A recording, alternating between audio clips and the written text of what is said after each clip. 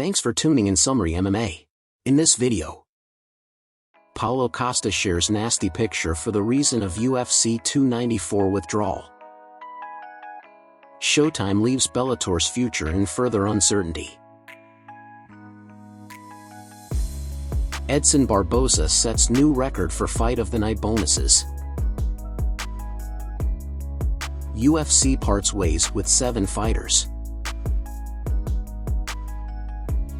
Even though Paulo Costa recently said he had successful surgery on his elbow, the fighter posted pictures on social media after the procedure, and the infected area still looks absolutely nasty. Costa was forced out of his fight with Khamzat Chimaev next Saturday in Abu Dhabi, after he wasn't medically cleared to compete due to a staph infection in his elbow. Costa shared on social media a video explaining the reason why he had to pull out of his fight against Chimaev at UFC 294. This next video might be too graphic for some viewers. If you're sensitive to graphic content, please fast forward to the 3:45 mark in this video, and continue following the story. Bom, acho que todo mundo já sabe que eu não vou mais lutar, infelizmente, aqui no dia 21 de outubro em Abu Dhabi, conforme estava programado, conforme eu vim preparado para lutar. E eu acho que é muito importante mostrar e esclarecer o máximo possível o quão difícil, o quão complicado e o quão grave tem sido essa lesão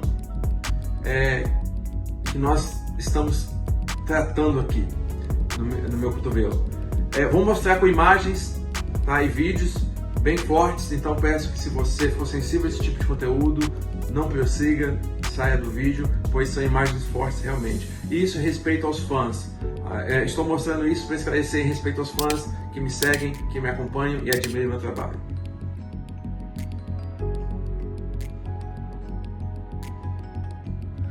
É assim que está o meu cotovelo nesse exato momento. Ele está aberto, exatamente como está aí nessa foto. Essa foto foi retirada ontem pelos médicos que estão acompanhando e estão me dando todo o tratamento necessário. E a lesão, o buraco, precisa ficar assim, aberto e se fechando de dentro para fora. Não se pode fechar uma lesão com pontos quando se tem uma infecção como essa. Isso não foi um erro médico ou um erro meu, ou de quem quer que seja. Isso é o resultado de uma infecção bacteriana crônica grave que ficou resistente aos vários antibióticos. E mesmo com o tratamento médico adequado, a infecção insistia em retornar. Como eu já disse antes, há 30 dias atrás eu fiz a primeira cirurgia, justamente para limpar o pus e na tentativa de remover a infecção. Uma cirurgia de 10 pontos desse tamanho, como foi feito, no mês da luta, já é horrível, já é muito ruim por si só. Porém, não foi o suficiente para me tirar da luta. Após fazer a cirurgia, nós calculamos o tempo que eu precisava para retirar os pontos e ainda permanecer na luta. Então, foi feita a cirurgia e, após retirar os pontos, infelizmente, constatamos que a infecção não tinha cessado, ela ainda estava lá. Por isso foi necessário fazer a segunda e a terceira cirurgias.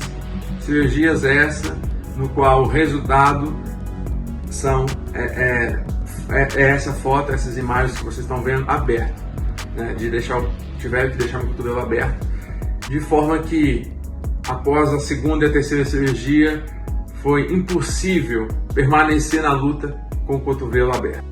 With Costa's withdrawal, Chimaev will now face former UFC welterweight champion Kamaru Usman in the 185-pound co-headliner.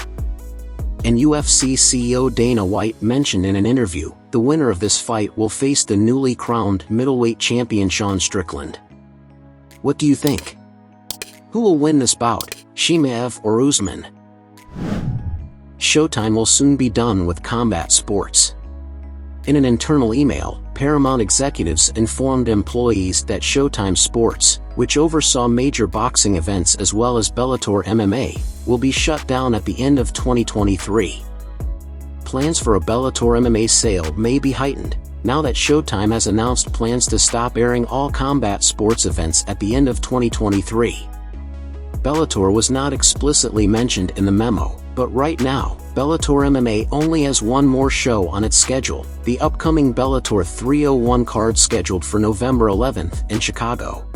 This is heartbreaking news and a sad day for combat sports, because hard-working people are going to be soon out of a job, with Showtime Sports coming to an end by the end of this year.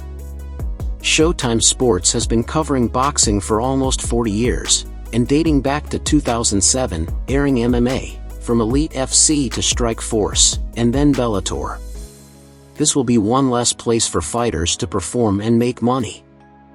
Rumors are that Bellator MMA will be sold in the next few days to PFL, but it remains to be seen if that will happen, and Bellator 301 being the last card under the current promoters. What do you think? Do you like the idea of Bellator merging with PFL, or should the new owners continue running it as Bellator MMA as a separate entity? In the main event of UFC Fight Night 230, Edson Barboza rallied from a rough first-round beatdown, and secured an unanimous decision win over Sodiq Yusuff in an action-packed fight of the night featherweight bout. Despite having a slow start and enduring a pair of 10-8 scores in the first round, Barboza was able to reset, and the fighter won the next 4 rounds in the judges' scorecards. The fighters received Fight of the Night bonus, in what likely will go down as an all-time classic. This was Barboza's 9th win in that category, which is the most in UFC history. Here are the Performance of the Night bonuses for UFC Fight Night 230.